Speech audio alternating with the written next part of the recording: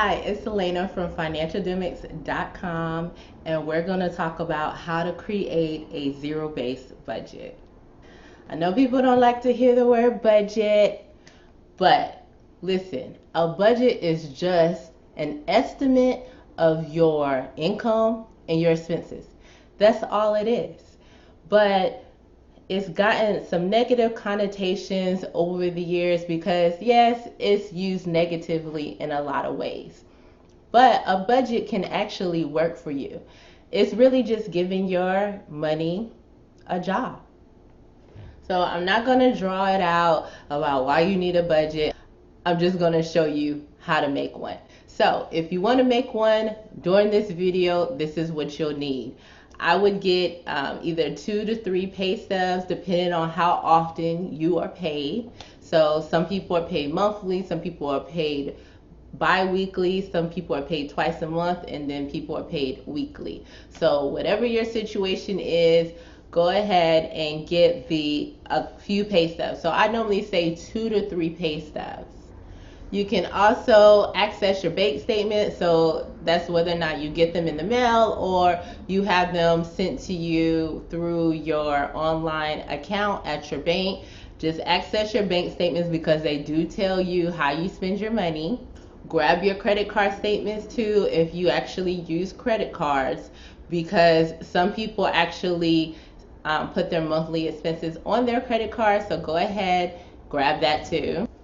If you are a paper and pen person, you can get that now.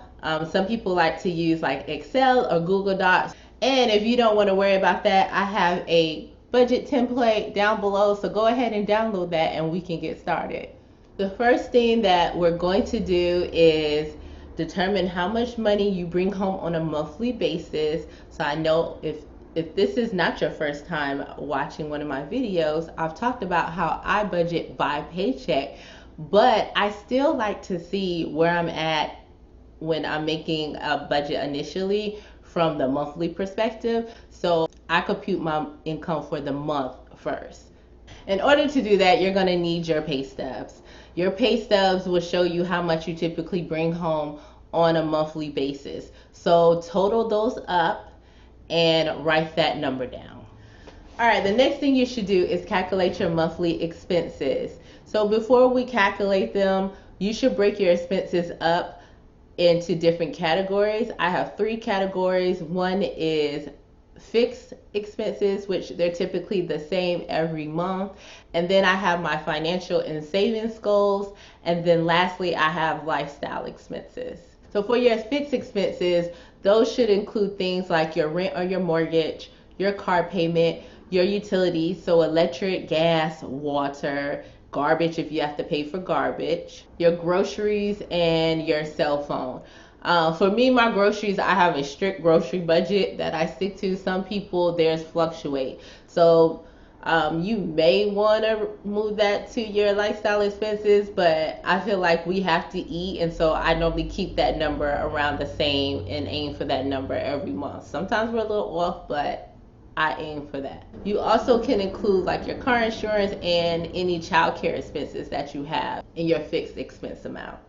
In the financial and savings goals section, this is where you would put any expenses that you have that relate to saving money towards your goals or paying off your debt or investing or anything like that. So in this section, you can have your emergency fund amount that you want to contribute towards that. If you're contributing towards a certain goal, you will have it in this area. So if you have specific goals like a house fund or a goal to, you have travel money that you're putting to the side, if you have like a little gift fund, or even for me, like I have funds for like things that are quite expensive, but that I want to get, so I just save up for them. So if you have like a bag fund or something like that, then you can save for that there also. Even if you're just saving just because, you can put that there.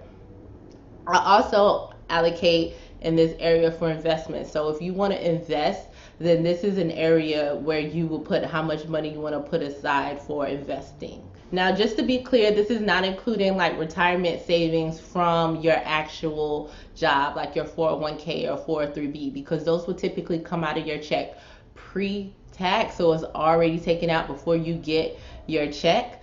But if you are saving in like a Roth IRA or a traditional IRA or any type of investments after you get your check, then you want to allocate for those here. And the last section is lifestyle expenses.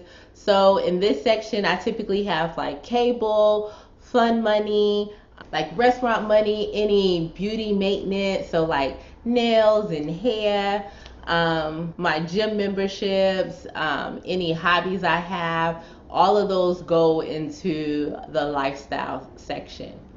Once you determine how much you're going to spend for each of these particular areas, then you can calculate what your monthly expenses are. One thing I will say is make sure you're being realistic. For some reason, when people are calculating their first budget, they're making up expenses, which is why I say look at your bank statements and your credit card statements. They'll tell what you're really spending. For some reason, I don't know why we want to make up the amount or assume that we're spending less than what we're really spending. The reality is you're probably spending more than you think, especially on your lifestyle expenses. So definitely use your bank statement when coming up with the numbers for this section. The third step is to subtract your total expense amount from your income amount. Do you have a positive or negative number? If you have a positive number, then because we're creating a zero-based budget, you have to go and give that money a name. Now, what you can do is actually look at what goals you have and say like, okay, well, maybe I want to pay off a little bit more debt. Maybe I want to save some more money for this trip that I have coming up. Maybe I want to put more into my emergency fund. Maybe I want to invest more. You can put that money wherever you choose you want to put it. Also, you may just want to put a little bit in what I call like a miscellaneous fund, because anytime you're creating a budget for the first time, you forget something. Like, I haven't met a person who hasn't forgotten an expense yet. So just to kind of like, ooh, I forgot about that one, fun, you can do that also. If you have a negative number, then you may be spending more than what you're bringing in.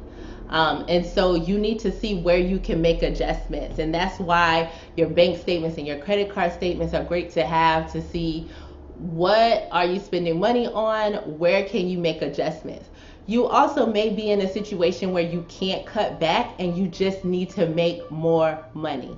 If you cannot necessarily cut your expenses, then this tells you you need to make more money. So whether or not you pick up a side hustle or a second job or just find a better paying job, in general, you need to find a way to increase your income so that you can cover your needs and your wants.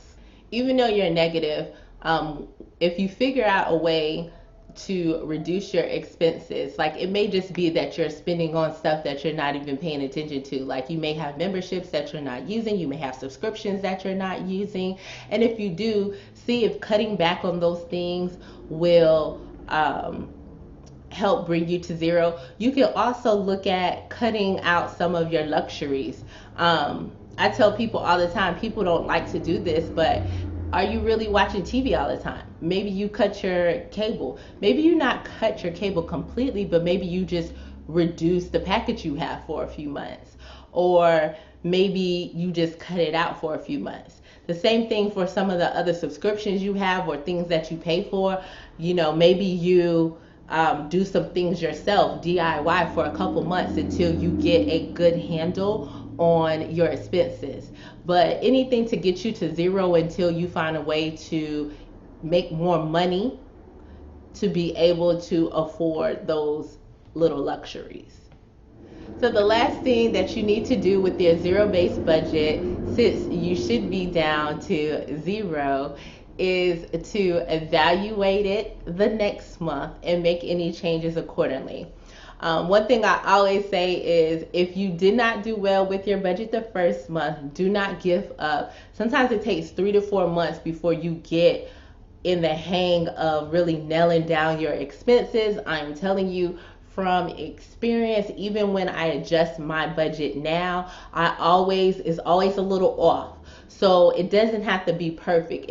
You just need to make an effort and be intentional about following your actual budget so that you can reach your financial goals. So if you have any questions about budgeting or just any financial questions in general, let me know in the comments below. Be sure to like the video if this was actually helpful for you. And if you're new here, make sure you subscribe, and I will see you next week. Bye.